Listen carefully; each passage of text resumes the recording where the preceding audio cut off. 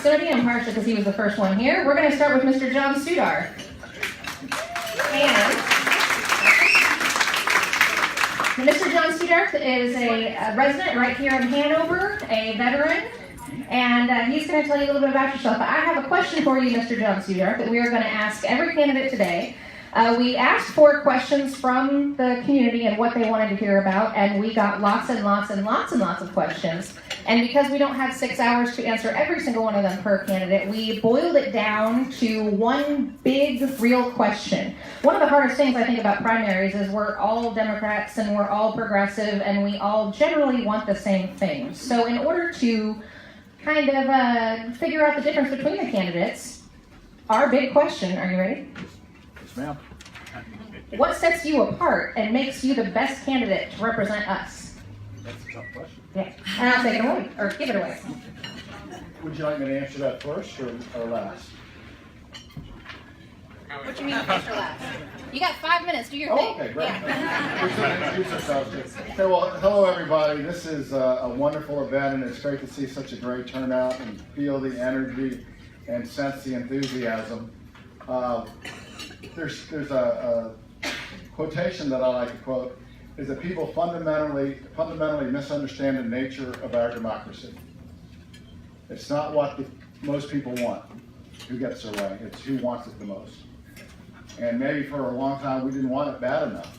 We went out and we voted, but we didn't knock on doors enough or call people enough or contribute enough. So a minority got power and they're in charge now, and we have to change that. A very quick bio, so I'm going to talk more about you and your future than me and my past.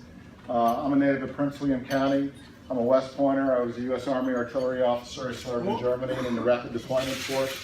I was also an aerospace engineer. I then went to Stanford where I earned an MBA and a certificate in public management. And then I was successfully the president of 6 different multinational manufacturing companies with revenues of up to $700 million. So I have a sense of what works for an economy and why sometimes jobs leave the United States and go other places.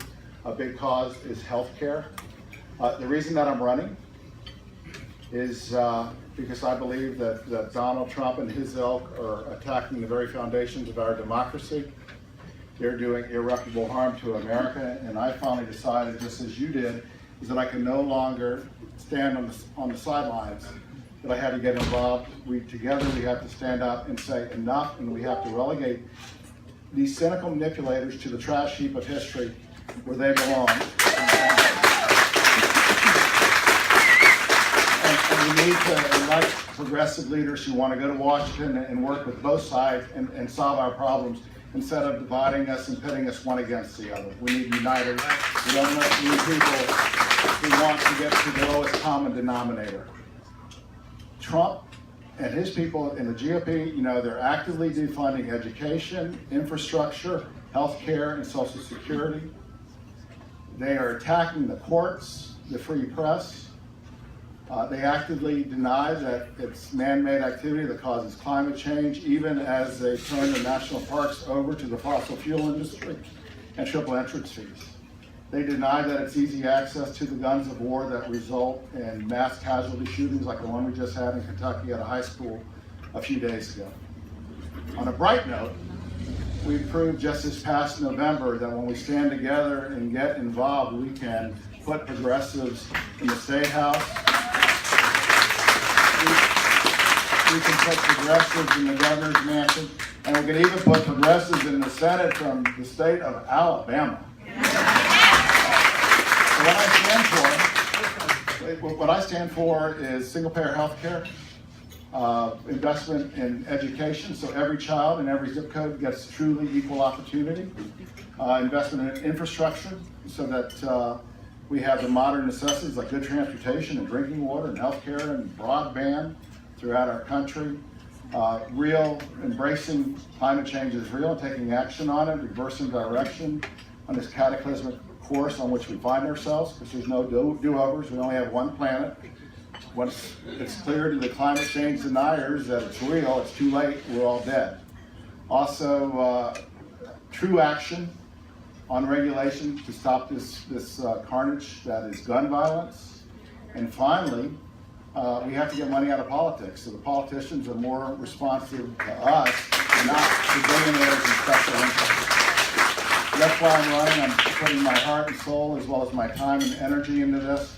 And I think Cori asked, what differentiates me from the other candidates? Well, you're very lucky. We have 4 fine candidates. Ryan has more political experience than any of us. Vanjie is very well spoken. She's the prettiest of all of us. And Edwin, I hope I was as sharp and as intelligent as he is 30 years ago when I was his age. But what I have is a lot of life experience, and I'm like the farmer's guy. I know a lot just because I've seen a lot. And I thought a little bit about what do we need in a successful nominee for the 1st district. And I think there's really 4 things. First, we need somebody who's willing to stand up and passionately promote progressive positions like single-payer health care, equal rights, the ERA. We need somebody who can explain, and that first is to mobilize the 40% that are progressive, but we need to get them to vote. And the last thing we need to do is we need somebody who's actually going to be a good statesman and a good legislature once they get there. The other 2 things, a few of the people in the middle, there you go, and articulate our policies. So thank you very much.